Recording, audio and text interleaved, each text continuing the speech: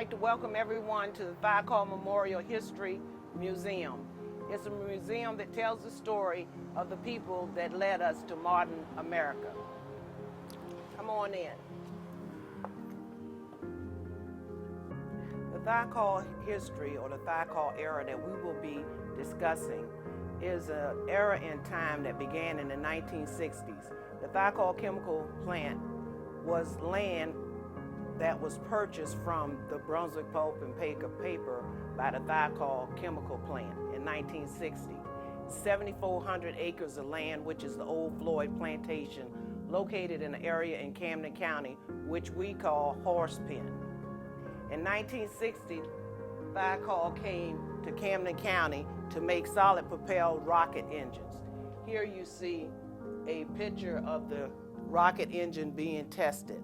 They were testing this engine so that NASA could go into outer space. That's how the history began.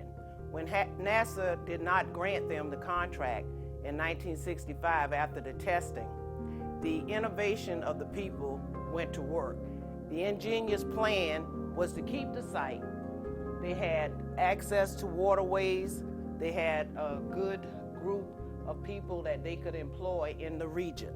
So they decided to bid for a contract, and that contract was with the U.S. Army. They won the contract.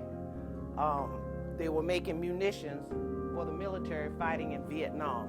So they went from rocket-propelled engines for NASA into munitions for the U.S. military. They began making trip flares in 1970, and that history began with the women being trained in a manpower program and joining the men at the Thiokol Chemical Plant. First, there were 60 women, and they were making trip flares, and they built this workforce to 500. On February 3rd, 1971, there was a massive explosion in building M132. The women manufacturers were manufacturing trip flares. 29 people were killed, 50 to 100 injured. This was a widespread history here. These are the 29 people that were killed. And we have a progression here of 1 year later, they had rebuilt portions of the plant.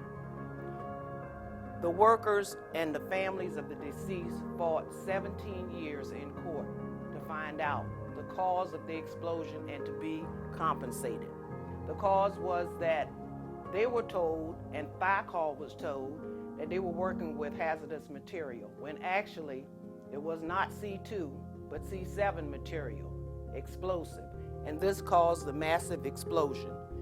We show a progression from 1965 through 1971, then 30 years after, and 40 years after, and here's the final picture of the site without the M132 mass.